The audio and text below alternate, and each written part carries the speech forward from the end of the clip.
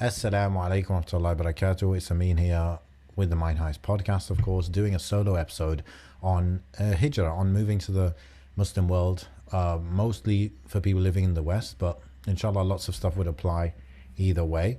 And there's a lot of questions people have if they want to move, and there are a lot of questions that people may ask when you suggest they move, and they might have some resistance. So I want to kind of give you what I know, at least from my experience. What is my experience? If you listen to the podcast, I guess you have my background. Basically, right now I live in Istanbul.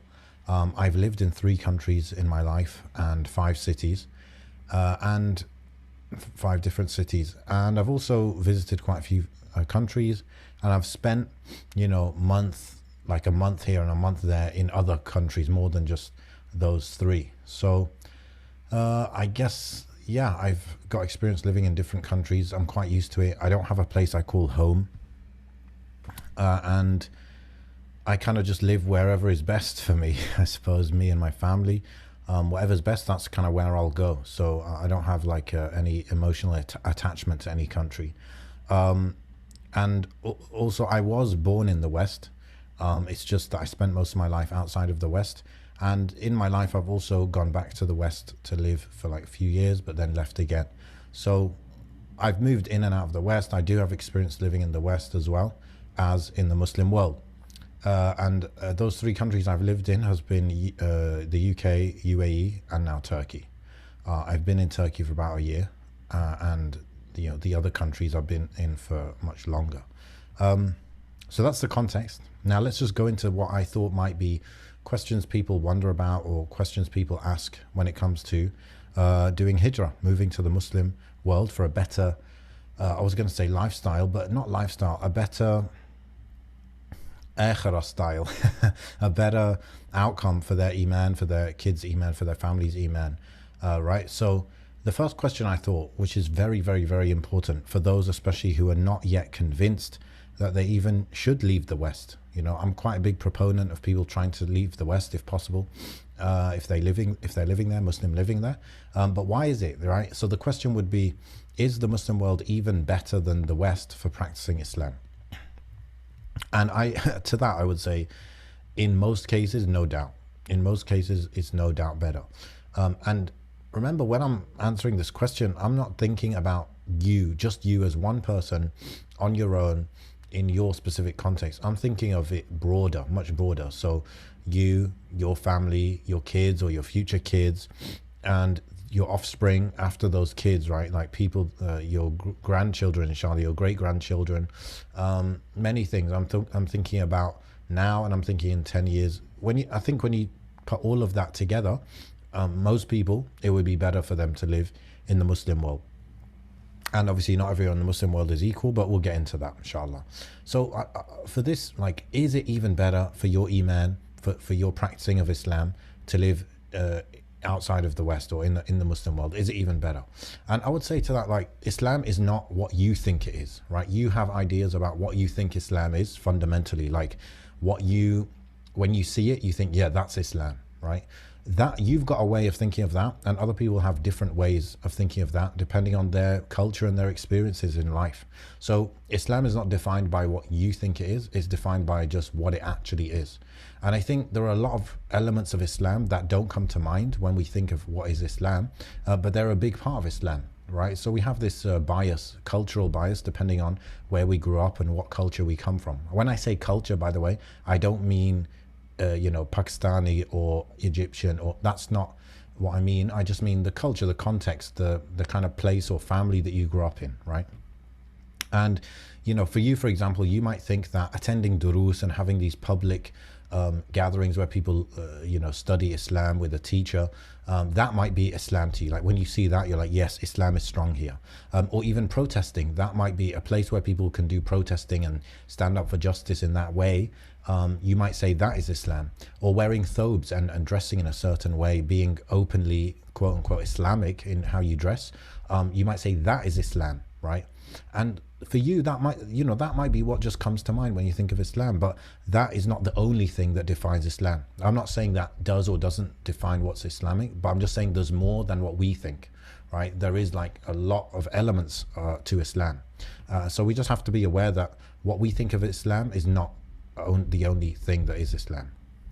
So we have to think of like, why would it be better to move to the Muslim world? Obviously, our purpose in life is to worship Allah, and we want to die as Muslims. We want to get to Jannah, and we want the same for our families, right?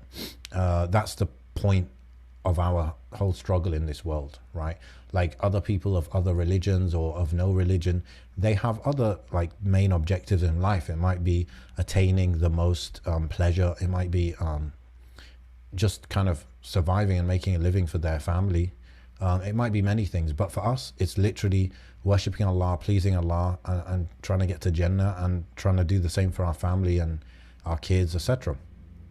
So that's a big objective, and that's why you would make these big moves, right? Should be a big motivator. And so we then ask ourselves, okay, what does strengthen your Iman, or what protects your Iman, right? What protects your Iman or encourages more Iman in you, it might not be what you think it is, right? You might think that it's the durus or the protests or the wearing thobes. You might think that is how I'm going to increase my Iman, and that's a sign that I'm increasing Iman. But again, it might be that, but it might be other things that you don't realize as well. So I would say a big factor is culture. Meaning, what is the dominant culture in the place that you live? So in the West, the dominant culture is this kind of I don't even know what to describe it.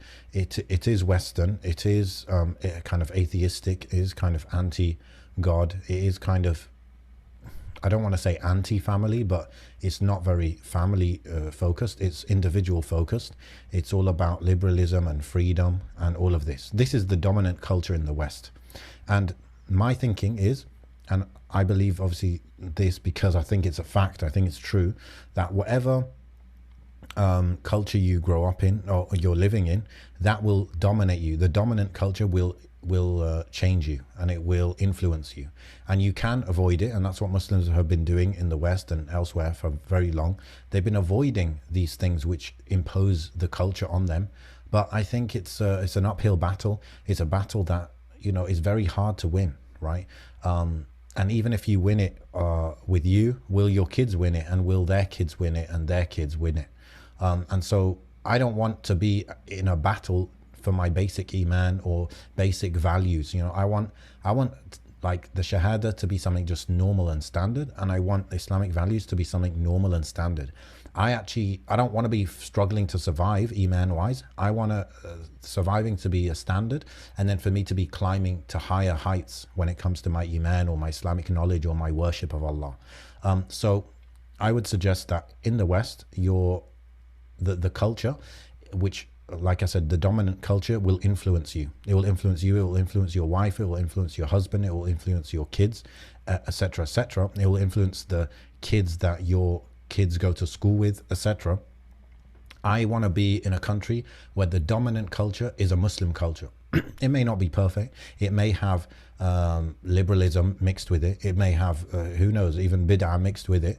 But it's a Muslim culture ultimately. And that's what you get in the Muslim world. You get a dominant culture which comes from Islam.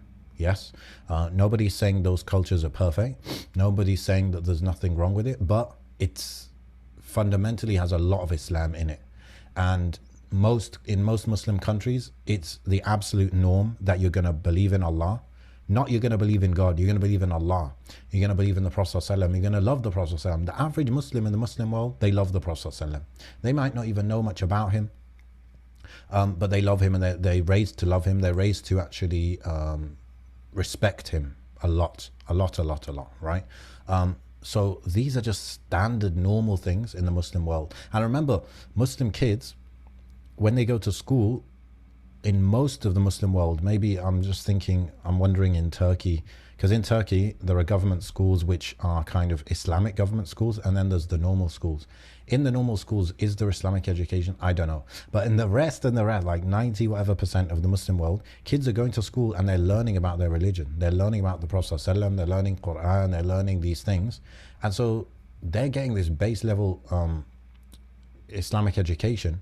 It may not be great, may not be taught in the best way, but they're getting that from a young age. And they're learning about these things. So that feeds into the culture again of we love Allah, we believe in Allah, we respect the Prophet ﷺ, all of that. So what is going to be a better culture? If we're accepting that the dominant culture will influence you, and even if it doesn't influence you, it will influence your kids or your kids' kids, then what do we want? What culture do we want to live in?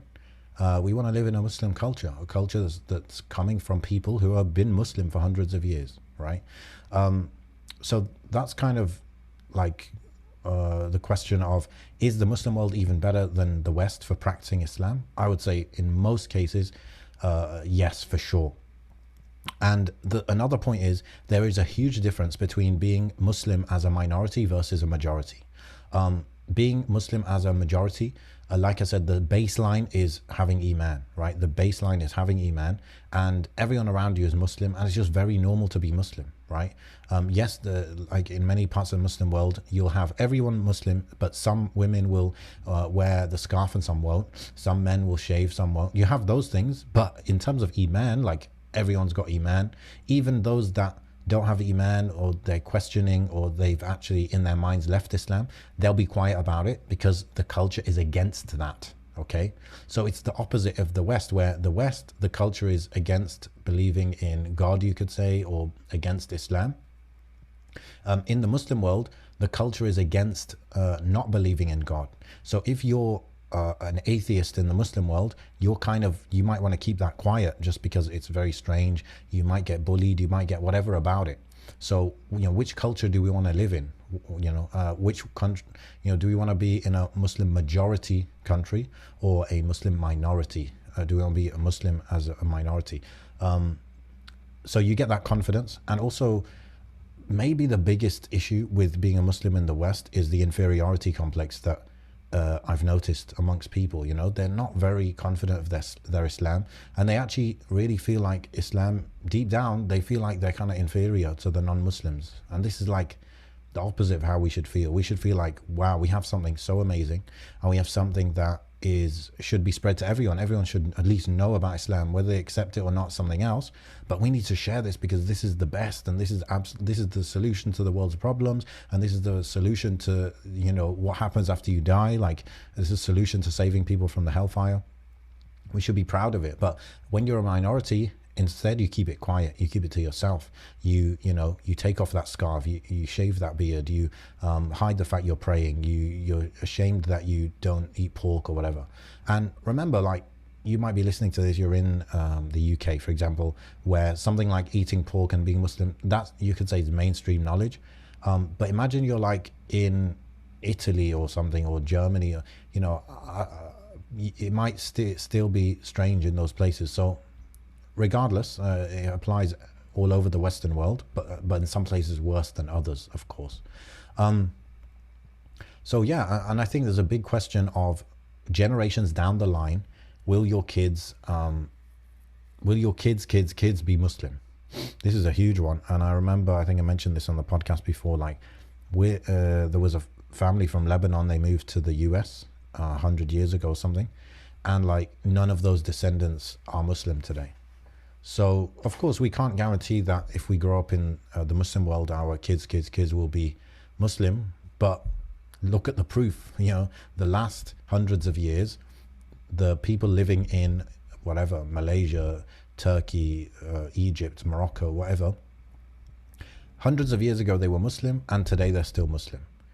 Can you say the same confidently about Muslims in Canada or Ireland or wherever in the West? Can you say the same thing? You can't. Come on, you can't with confidence. And then when it comes to these things like having public classes, to teach Islamic knowledge, or protests, or wearing thobes, even in the UAE, where stuff like public classes is very much limited, you can still do classes online. Like you're not going to be stopped, right? So these kind of things, which sometimes you could say are superficial, you can still find solutions if you really want them, right? And yes, definitely when it comes to protesting or even political activism in general, then not just living in the Muslim world, but living as an immigrant, of course you might not get involved in that. You might not be able to get involved in that. It's simply not your country. So it's very different. Like maybe a lot of people listening, they've only ever lived in one country, and that is a country where they have citizenship. So they don't know what it's like to be an immigrant. When you're an immigrant to a country, it's different. It's different. You're an immigrant. It's not your country to come and start telling people how to govern it or how things should go.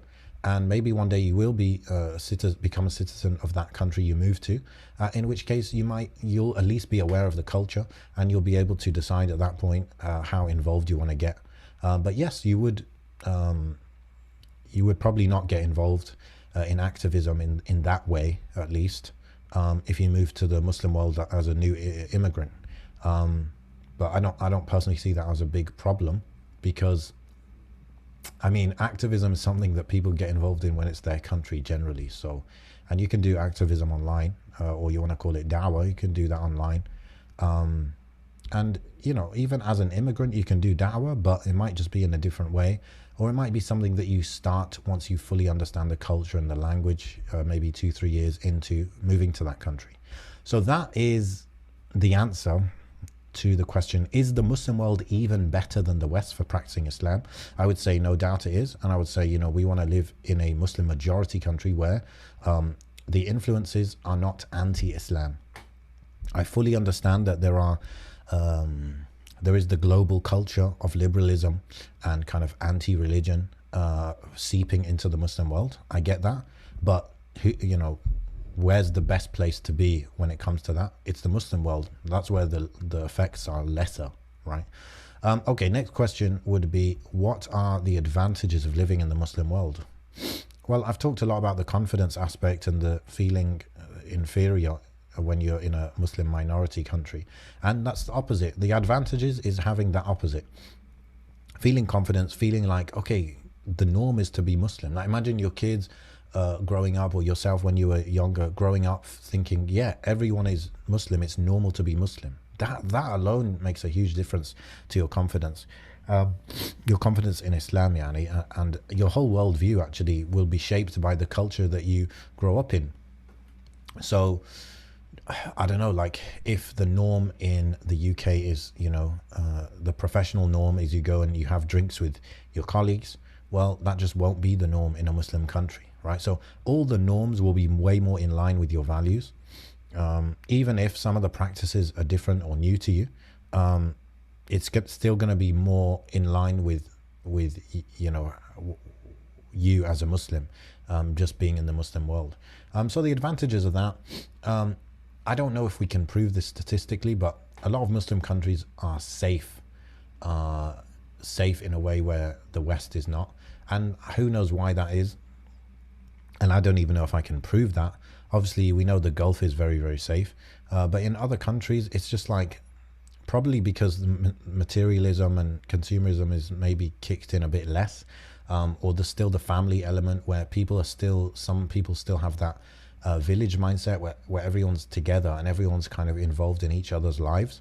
And so they kind of feel a responsibility to each other. And so it's like, if I'm responsible for taking care of you or your kids, I'm not going to rob you, am I? So it's maybe that element that makes it feel safer. But obviously some Muslim countries will be dangerous, or some areas or some specific cities, they will be dangerous. And I suppose, relative to many places in the world, the West is quite safe. But I'm just saying that, we shouldn't see the Muslim world as unsafe. In fact, we should see it as dangerous when it comes to our Iman, to be in the West. And it's safer for our Iman to be in a Muslim country, What are the other advantages? Obviously, friends, for you, a lot of this is about kids, thinking about kids, your future kids or your current kids. You want your kids to have good friends, and you want those friends at least to be Muslim. They might not be the best Muslims, but at least everyone is Muslim. Everyone knows that they're all Muslim. None of them, like, if, for example, your kids' friends, they're smoking, they know it's haram, like they know it's wrong, or they're whatever they're doing with the opposite gender or whatever, they know it's wrong fundamentally. They might not know the dalil and this and that for it, but they just know it's wrong, right? They love Allah, they love His Prophet ﷺ, and they have these values, you know, at least. So these are advantages as well. And then within Muslim countries, if you go specifically to certain cities or certain areas in cities, you're going to find where places where people are not just Muslim, but they're actually really actively practicing or learning the religion and trying to practice the religion, and all of that. So that's obviously the best situation. What other advantages? I mean, Jannah, you know, this is literally how I see it, is like, I'm inshallah more likely to go to Jannah if I'm living in the Muslim world. So there you go. Then another question: is the Muslim world undeveloped or underdeveloped or less developed? It depends how you see it. Obviously, I haven't been to every country in the Muslim world. I've been to quite a few places in the Muslim world, and wallah, some countries in the Muslim world are more developed than the West. There's no doubt about that. And not even just the Gulf. Even Turkey, I see it as more developed in some ways than the UK, for example. Countries like Algeria, yeah, probably less developed than like the UK. So it just depends on the country. It's definitely not a blanket thing.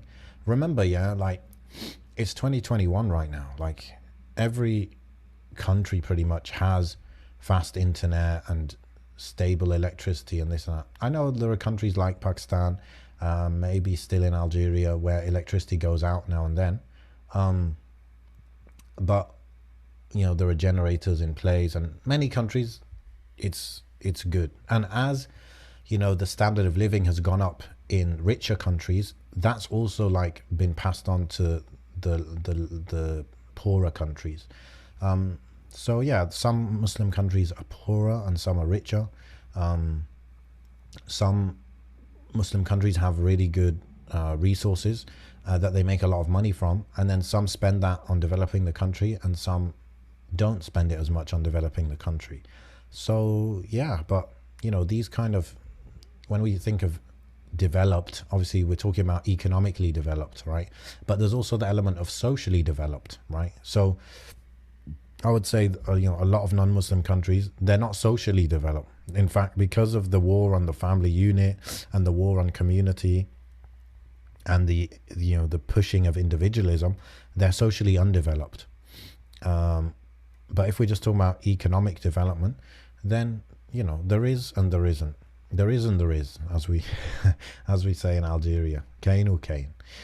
So yeah, some places, but just remember that most places in the Muslim world, you'll find developed areas at least, or cities, or, you know, because every Muslim country is going to have big cities, major cities, capital cities, where rich people need to live. Like, think of any Muslim country, yeah? Nigeria, Egypt, Philippines, Morocco, Malaysia, Indonesia, all these countries, they have rich people, extremely rich people, people way richer than you and I. And those people, they want security, they want a high, what's it called, quality of life. And they're going to want the fast internet, they're going to want ongoing electricity, they're going to want the fancy furniture, they're going to want whatever it is, yeah, whatever coffee maker you want or computers you want, they're going to want it all. And you'll find that they have it, right? I even know one brother, not personally, but, you know, I was told he lived in Uganda. He's not Ugandan at all, but he lived in Uganda, and he's living in a compound, a very fancy compound, where all the rich Ugandans live, like the lawyers and the ministers and these kind of people. So I'm not saying you should live in those places per se, but I'm just saying that every Muslim country has these kind of areas, and so therefore it has these facilities, or whatever you want to call them, right? So I personally, as somebody who's visited a decent amount of countries in the Muslim world and elsewhere, I would say the Muslim world in general is not undeveloped in general. There are countries that are undeveloped and some that are more developed. Then, is the Muslim world safe? I kind of touched on this already. Um, like in Algeria, I always hear a lot about crime. I hear about drug trafficking. I hear about kidnapping. But for some reason, I don't feel like it's unsafe. Maybe in the bigger cities, you would say it's unsafe. But then again, is for example Oran, like the second biggest city in Algeria, Wahran in Arabic, is that more dangerous than London, for example? I really don't know. I would lean towards London being more dangerous, but I don't have the statistics on that. I'm just saying from my feeling. I would guess Wahran is safer than London, or Istanbul. Istanbul no doubt has dangerous areas, but I feel very safe in Istanbul. So, and then obviously when you talk about the Gulf, the Gulf is extremely safe. So, again, Kuala Lumpur, I feel like it's safe. Maybe there are areas to keep away from, no doubt, in Kuala Lumpur, but overall it's very safe. So, alhamdulillah, there are tons of cities and countries in the Muslim world that are safe, and you're not limited to one region or anything. Like, alhamdulillah, the Muslim world is huge. Okay, so you'll definitely find safe places.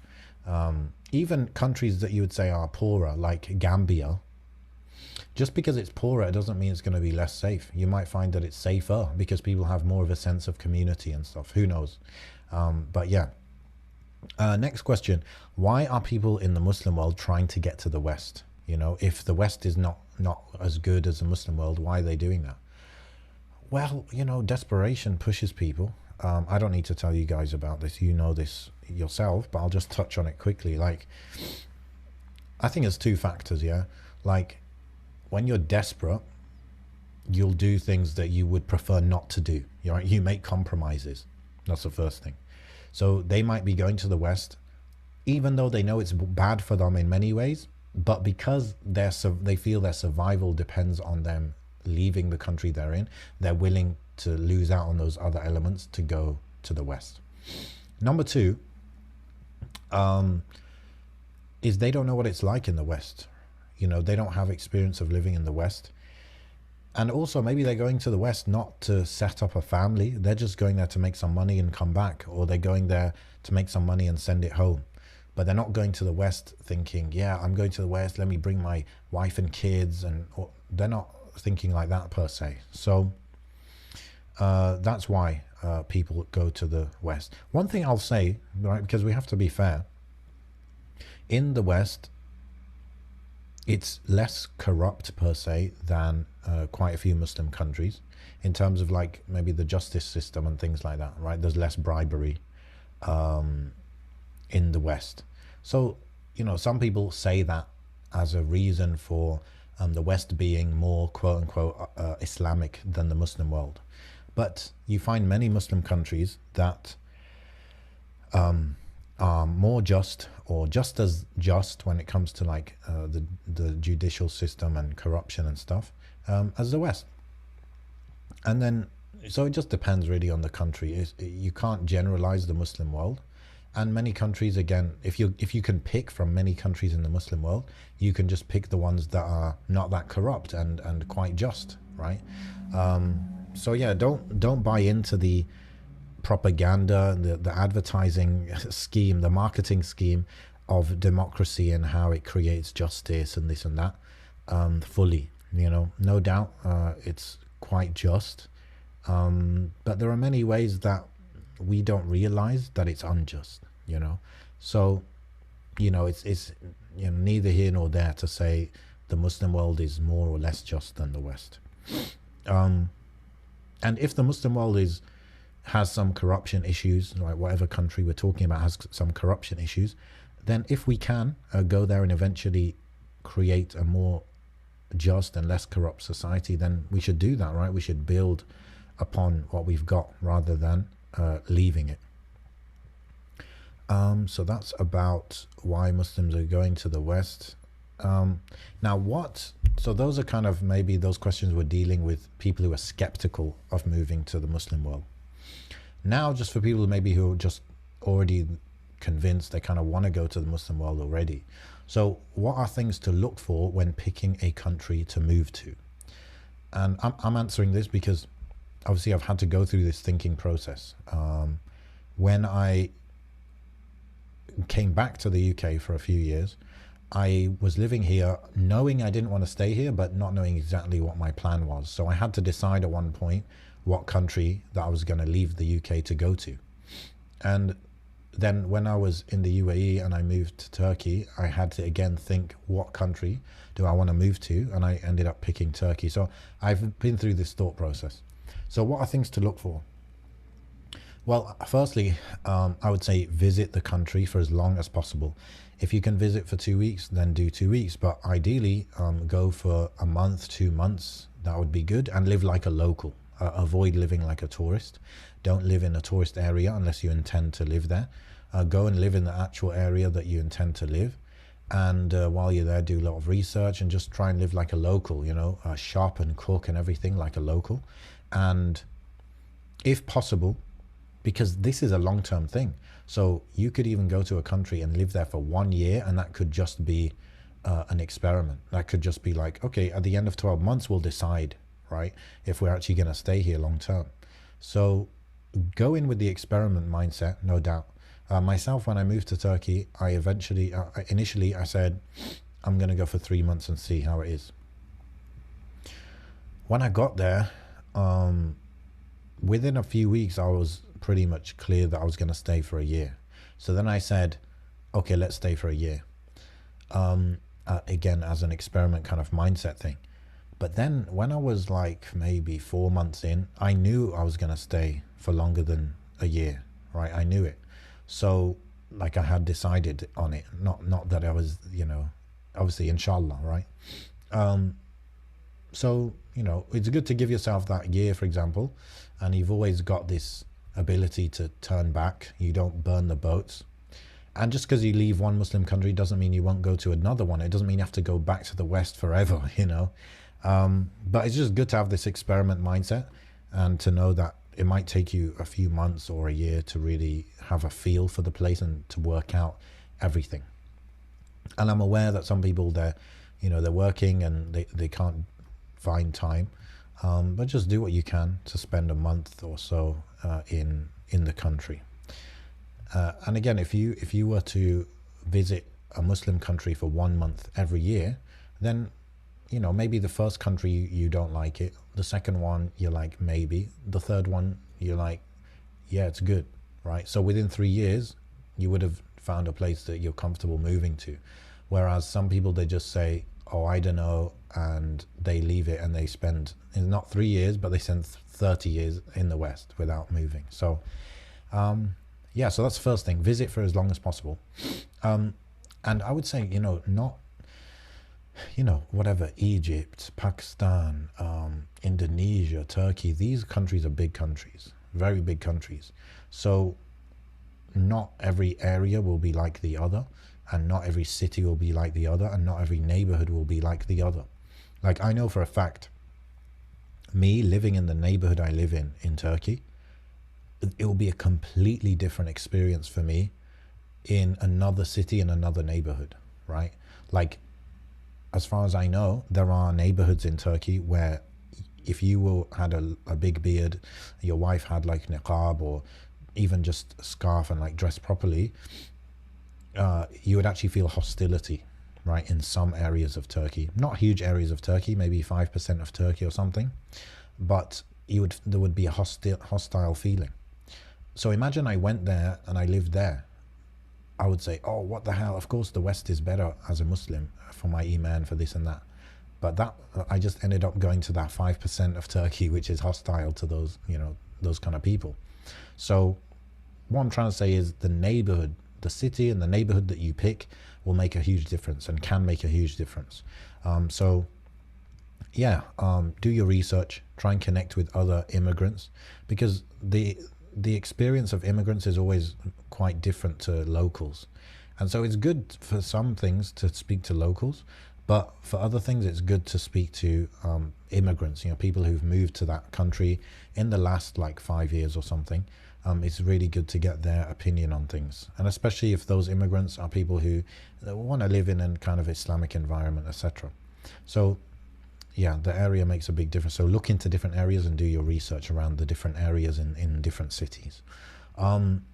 So we're still talking about what things to look for when picking a country to move to. Look at the average people in an area, right? So the average person, what are they like? How are they?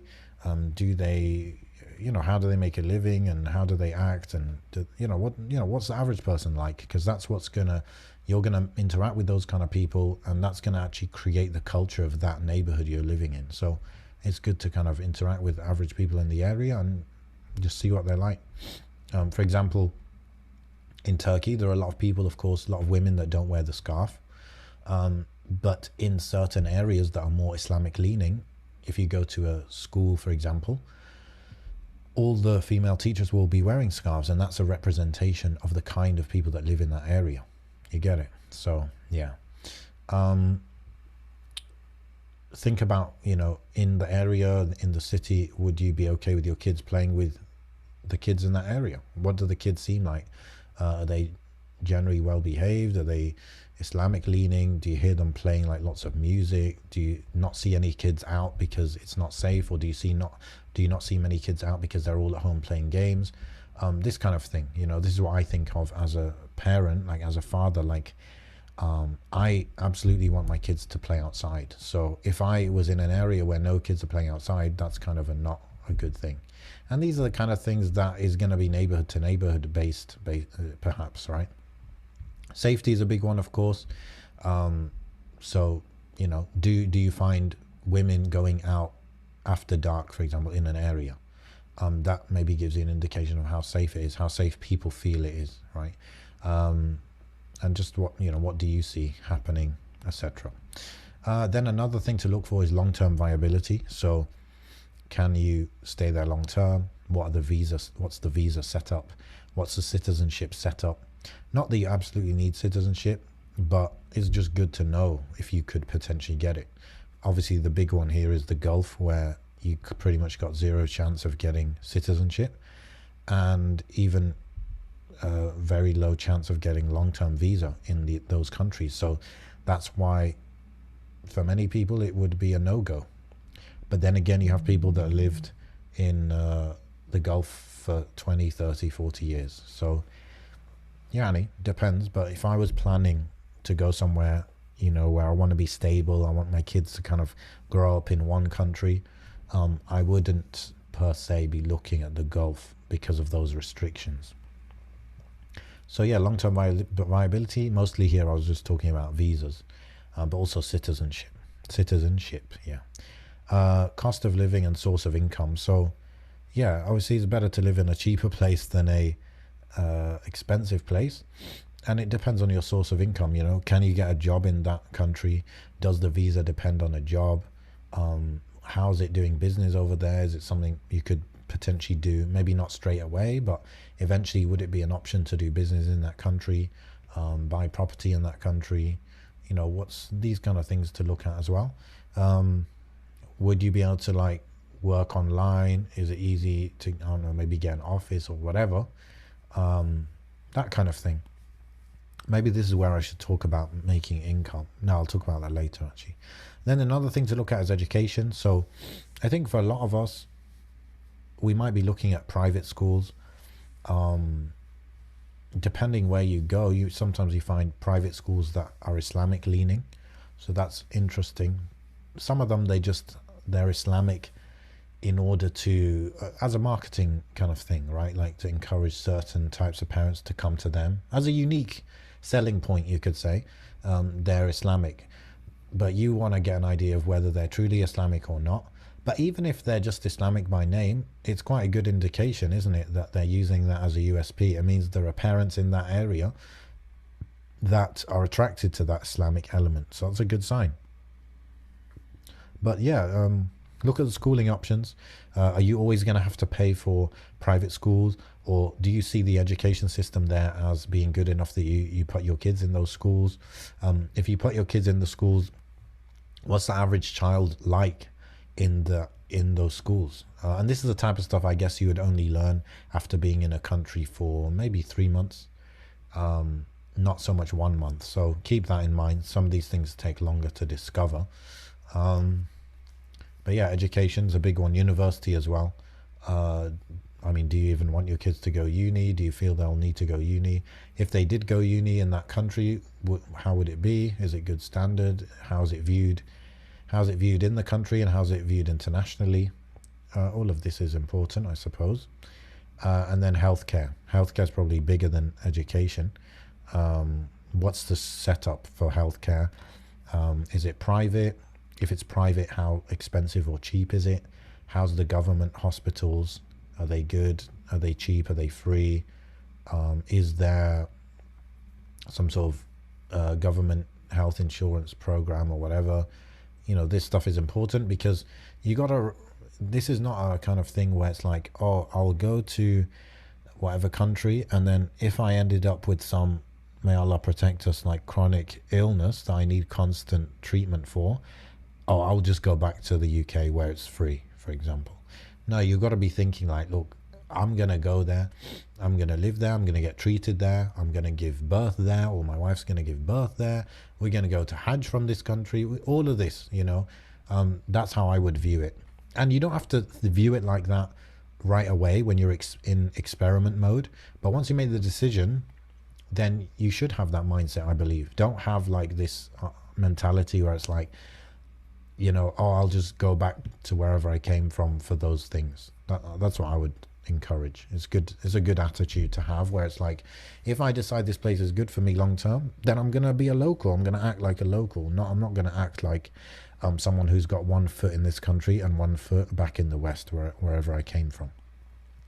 Now, a big thing is, what about my family, whether it's my parents or my siblings? You know, they live in the UK, US, Canada, whatever, and they don't want to leave, and so I'm gonna end up leaving them, right? Or some people that even have cousins, uncles, aunts, and all that in the West, and you're kind of gonna be leaving that group and kind of going on your own. So that is no doubt a difficult one. Maybe it's one that it's definitely one that I haven't had to deal with so much, because my family, my close family, are all used to this kind of moving around, and no one's got a full base, if you like. And also, yeah, and like the rest of my family is like just in Algeria, so and they don't, like, I never live with them, if you like, in the same country as them long term. But I know this is an issue for a lot of people. So I know people who've just told their parents, like, look, I'm going to this country, and I want you to come with me, or you must come with me. Like, I'm taking care of you, and so you have to come with me. Some people did that. Some people, they just left and they just kind of dealt with it, and it was a compromise, and the parents weren't too happy about it, but they did it anyway. And then some people, like, maybe you could have this thing where it's like, look, I'm gonna live, depending on your job probably, or your source of income mostly, you could say, I'm gonna live in that Muslim country for 10 months, and I'll spend 2 months in the West visiting my parents. And then maybe my parents can visit me for 2 months as well. So I end up spending 4 months of the year with my parents. So it doesn't have to be that you're in that country 12 months of the year. You can, depending on how your lifestyle is really, and the kids' schooling and all that, you could move around, you know, so that you spend 4, 5, even 6 months of the year with your family. So the way I see it a lot of the time is, the kids, man, you got to think of the kids. And I'm really directly responsible for my kids' upbringing, and I see living in the Muslim world as essential for their iman and just fulfilling my responsibility to them. And so I can't compromise on that. So if I have to compromise something else, then I'll have to compromise something else for that, you know. So that's family. I think just have the flexibility, be open-minded in the way that, you know, you can do 10 months one place and your parents can do 2 3 months 4 months a year with you, or whatever it is. Just keep that in mind, and also keep in mind the fact that, look, people are moving around more and more and more than ever before. So it's going to be very normal. Like, you know, if somebody, if you, let's say you were born and raised in London, you got your siblings, your parents in London. If your brother got a good job offer in Scotland, he would probably just go and move to Scotland. And I don't know how big a deal your parents or your other siblings or you would make about that. It's normal for people to move to other cities, other countries for job opportunities. People move across the world just to avoid taxes, just to, you know, get these tax-free jobs in the Gulf or whatever. So for the sake of your kind of iman and your kids' upbringing and living in a more family-oriented society, why is that not a good justification to move to another country? And with this, I suppose it's good to try out countries that are close-ish to you. When I say close, I would probably be thinking of 4 hours flight or less away. 4 hours flight, it's kind of like feels quite short. It's quite good, you know, like 7 hours is longer, and then something more than 7 hours, it becomes like a bit of a task to really go and visit. Whereas 4 hours, firstly, the tickets are probably going to be cheap. Secondly, it doesn't feel so heavy. It feels like the kind of thing you could go for the weekend, kind of thing. So 4 hours is really good. 7 hours is doable, and then more than 7 hours flight, maybe it's too far. You know, there are people I met who were born and raised in Australia, and they literally never left Australia because it's just so far and expensive. Same with North America. Like, a lot of people living in North America, they struggle to leave that area of the world because it's so far or expensive. So that's another thing to keep in mind. Like, imagine you're living 3-4 hours flight away from your parents. They can visit you quickly, you can visit them, you can, who knows, I don't know, even drive or whatever. Some people do that. So yeah, this is all stuff to think about when it comes to your family maybe not being okay with it, or just finding a way where you can spend good time with your family. And I don't know, I mean, I guess you got to look into this from an Islamic point of view, like an actual fiqh point of view. But from what I understand, I have more responsibility to my kids than I do to my parents. Like, yes, I have to be good to my parents, no doubt, and being bad to my parents is a major sin. But is not living in the same city or house as my parents, is that like being bad to my parents? I don't really know. But I feel a very direct responsibility to my kids. Yeah, and at the same time, I believe everyone should hold their hand out to their parents and say, look, I'm going here for the sake of my iman and my kids' iman and this and that, and I actually want you to come with me. I want you to live with me. I'll take care of you, this and that. Like, that's very good as well. But you have to understand as well that people get comfortable in the country they've been living in for their whole life. Even you know, you're probably comfortable if you're born and raised in the same country. You're going to have certain attachment to that country, probably attachment that I will never understand because I've never lived like that. Okay, that doesn't mean you shouldn't do it though, of course, because I already mentioned the huge benefits to living in the Muslim world and the downsides to living in the non-Muslim world. Okay, how do visas work? Well, this whole thing becomes more possible if you have a Western passport, because people with Western passports, they tend to get long visit visas, they get tourist visas. They don't have this feeling of, let's say, you know, you get a visa in whatever country and you renew it every year. People that are from, like, I don't know, Yemen or Afghanistan or whatever, they might have this fear, if you like, in the back of their head that, okay, this year I got approved, but next year will I get approved? Whereas if you got a Western passport, it's more like stable in terms of, okay, yeah, it'll probably get approved every year.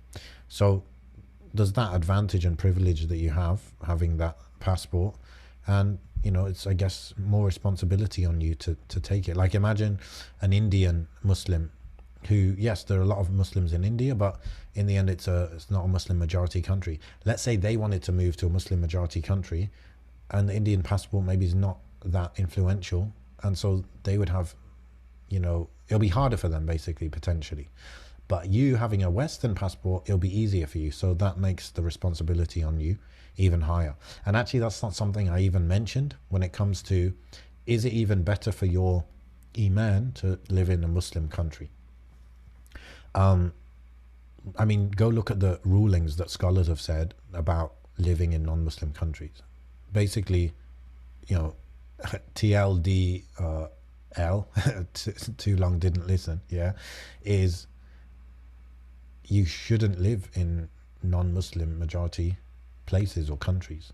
You should live with Muslims, Muslim majority. That's the norm.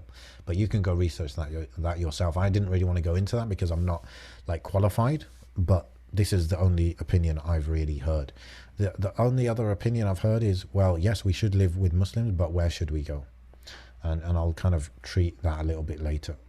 There's not much left anyway. Visas, yes, visas. So yeah, a lot of places they give you visas based on owning a house, and a lot of places houses are cheap, so you can cobble together some money. You could buy a house and get that stability, and it's not going to cost you like 100, 200, 300,000 pounds or dollars like it would in, you know, the Western world. In, you know, maybe not in like UAE, but in many parts of the Muslim world, it's cheap to buy houses. So you could get visa that way. You could get visa through opening a company,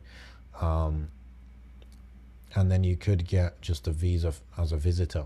Like in Turkey, you can get 1 year visa as a visitor, and officially they'll only renew that once, so it'll be like 2 years maximum. But I know some people that have been doing that for like 5 years. So yeah, there are ways around it. And of course, it's great if you can go to a country and you're already a citizen there, you know.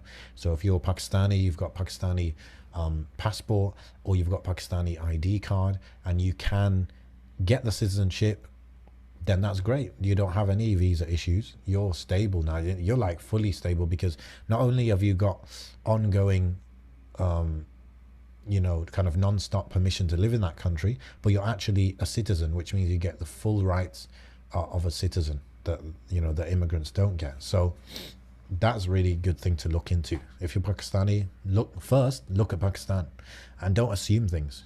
Many people, you know, I'm intrigued by Pakistan. I think it would probably be a good place to live. Maybe not as good as Turkey, for example, but depending on who you are and what you want and where you live in Pakistan exactly, could be really good, you know, who knows. So yeah, it's good to look at a place where you're already a citizen. Visas, yes. And then yeah, so visas based on your job, visas based on buying real estate, visas based on owning a business, and then tourist visas. That's kind of the options I've heard of. And for a lot of you, you know, ultimately, I just think the best way of doing this is to either have a job where you work remotely, or create a business that you can run remotely. Maybe a third option is start a business in the country you want to move to, but it depends on the country. Not all countries will be good for that. And that's kind of like, I'm not even doing a plug here. This is just natural. What we do, my company, muslimceo.com, what we do is pretty much we help you to do that. We help you to start a business that will earn you, in 90% of the Muslim world, it'll earn you enough to live there very comfortably in an easy way. Like easily will earn that much. To earn like enough to live in the West comfortably, it will take more work, but still very doable. And it's the type of business that is very profitable. So a lot of profit, like 90% or 80% profit or whatever, and doesn't require stock or huge investment. And so it's like the perfect kind of business to start to allow you to move to the Muslim world. So I guess that's a reason why I do it, and I'm kind of passionate about it, is because I know it can enable people to do that kind of stuff. And then jobs, you know, you have your remote jobs. I know one guy, he moved to a Muslim country, and he's a developer, and he just asked his boss if he could work remotely. They said okay, so he moved to the Muslim world, and his job's still in the UK. Another guy, he works at a call center in Germany, like for a German company, but he lives in Turkey. So even call center jobs, you know, you can do that kind of remote work. So I think that's maybe a blessing, the whole corona thing, where people are getting more used to remote work. So now's your time maybe to try that. And then you have like online tutoring or teaching, where I know people doing that, and that allows them to work. So you don't have to do business, but I like business, especially the type of business that we help you with. So that's a big one, where you earn your living from. Education and healthcare, I talked about those, didn't I? Yeah, yeah. And then, so the two biggest difficulties that I see when I talk to people about moving to the Muslim world, what comes up is family and income. So my family's here, how can I move? And I kind of talked about that already. And then income, I just talked about that a little bit now. But yeah, income is a big one, and I can really feel for people where they're just kind of lost in terms of what can I do for a living, etc., etc. I've just laid out like quite a few options. So jobs, you know, if you got a job and it doesn't require like some sort of event management or something you really need to be in person for, then go and ask your boss if you can work remotely. See if anyone, you know, of your colleagues are working remotely, or start looking for jobs, similar jobs, and then specifically in the interview ask them, can you work remotely? Even take a pay cut. Actually, one guy I know, he took a pay cut in order to work remotely, but even with a pay cut, he's able to live much better in the Muslim world.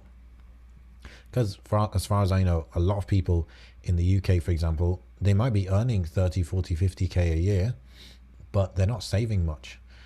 If you earn like just 20k a year in a lot of the Muslim world, you'd be saving a lot, right? So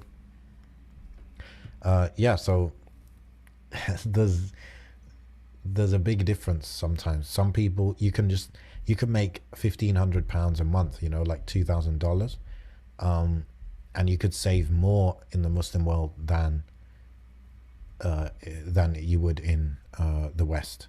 So saving could make, like, you could ultimately be more wealthy that way. And yes, I know not everyone can do this, but many people can do this.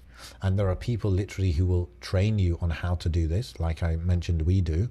And then there are people that will help you, for example, to become a freelancer. There'll you know, people who are willing to hire you as a remote worker thing.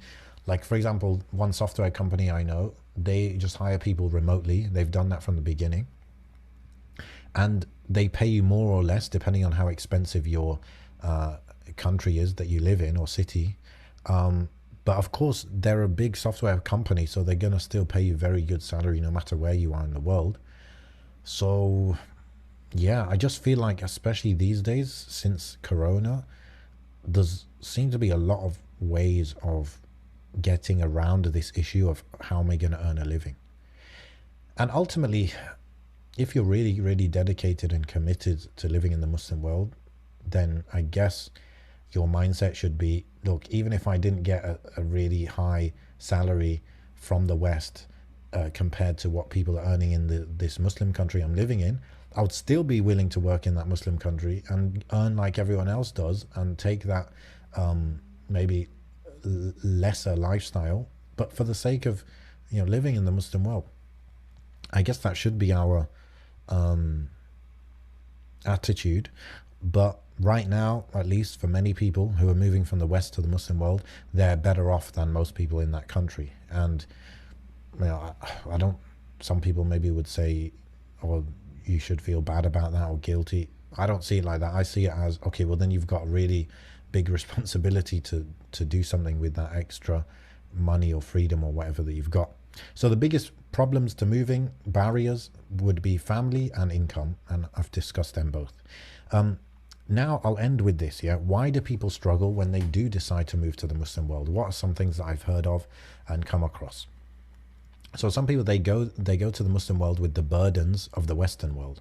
So this high maintenance lifestyle that they're used to, and it's not even everyone in the West, just some people in the West, because maybe of the consumerism, culture of consumerism, materialism, or whatever it is, Instagram culture. People really have gotten used to spending really a lot of money and living in certain ways, and that's a burden for you when you want to move to a country which is going to be different. So that becomes a burden sometimes. So you just gotta be adaptable, and you gotta adapt in different ways. You don't always have to take a lifestyle downgrade. Sometimes you take a lifestyle upgrade, like I've just mentioned. But just some things you're used to and you consider it to be nice, they won't be available, right? But it's not essentials, it's literally luxuries. So come on, this is basic, that you let go of luxuries if you need to. You won't always need to, but if you need to, of course you would let go of luxuries for the sake of moving somewhere that's better for you, your iman, right? That's a no-brainer. And then adaptable in other ways would be like to the culture, to the language. You know, some people, especially I know people in sorry, people in the UK, you know, the English are known for not being into learning second languages. But I think a lot of Muslims already, you know, they know English and then they might know their parents' language. So they're already on the right foot when it comes to multiple languages. But you just got to be like understanding that people in the past, when they had to move to another country, or they would often travel to another country with another language, they would just learn it through interaction. So even if you don't learn it, you know, in a few months, you'll learn it in a few years, or however, you know, you can't live somewhere where people speak a language and just not learn it. So you, as much as you might even resist learning it, you're going to learn it. So, but you've got to be open to learning it, basically. You've got to be adaptable in that way.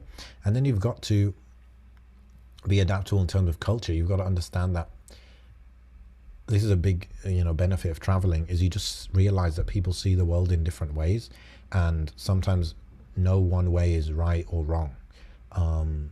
And yeah, so being able to adapt to other people's way of seeing the world, like for example, people in the UK are very polite and they'll say please and thank you a lot. In other countries, they literally don't say please ever, but that's not rude for them. So you've got to judge a culture by not a culture. You've got to judge people's conduct by how that conduct is perceived in the culture. So if in Turkey saying please is not normal, then it's not rude to not say please. You get it? So you got to be adaptable culture-wise as well. And how do you do that? Well, whenever you find something strange, you just say to yourself, well, I guess that's how they do it, right?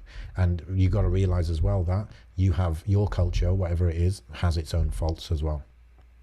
And then another issue people struggle with is wanting just for things to be like the West, whatever way, whether it's culturally, whether it's material-wise, cleanliness, orderliness, all of that. It's not the West, right? So I'm not even saying it's better or worse in this thing. Like, for example, orderliness, right?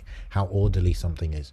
That's literally a cultural thing. Like, in some countries, they're very developed, but they're not that orderly. Whereas especially in the kind of Germanic and Scandinavian world, they're very orderly because that's their culture. Their culture is one of orderliness, everything in its place, everything very tidy, very organized. Other places in the world, they just prefer more like just flow and spontaneity, and you could call it chaos. So it's not the West, and you just got to adapt, and it's for the greater good. You know, you got to keep telling yourself that. And other people, okay, the last thing that people struggle with is they go too all in. So they don't go with an experiment mindset. They literally go all in. Like, I've heard of people who moved to a Muslim country, and the first thing they did, they went there, and a week or two later they were buying 2 properties, like literally putting their life savings into buying 2 properties and just going all in. That's one thing, and they didn't like it afterwards. Crazy. Another thing is like saying that, look, I have to live in like middle of nowhere, away from society, away from technology. I want to live that kind of rural farmer self-sustenance lifestyle. And if you've never done that where you're from and what you're used to, in the place you're used to, then you're definitely going to struggle in a new country doing it. So what some people do is they'll be living in like the middle of London, and then they'll move to the countryside of like Pakistan, and they've never lived in Pakistan before. Those kinds of people, they tend to find it too difficult because they've obviously gone through a really extreme shift, and then they end up packing up and leaving. So don't do that. Do it in stages. So you might move from London to Lahore, you know, a big city in Pakistan. And in Lahore, you might live in a comfortable, nice area, right? Which might be an expensive area, but maybe you can afford it because you've got a UK salary, for example. And from Lahore, live in Lahore for maybe 6 months, 1 year, get used to the culture, the language, the this and that. Then while you're living in Lahore, scout out some more rural places, visit those rural places, stay in the rural places for a week, 2 weeks, 3 weeks, see what it's like, see if you like it. And after a year of living in Lahore, okay, now you'll know exactly where to go, and you'll be more suited and acclimatized, if you like, to the country. So now when you move to that rural area, it won't be such an extreme change. So you just got to take things step by step.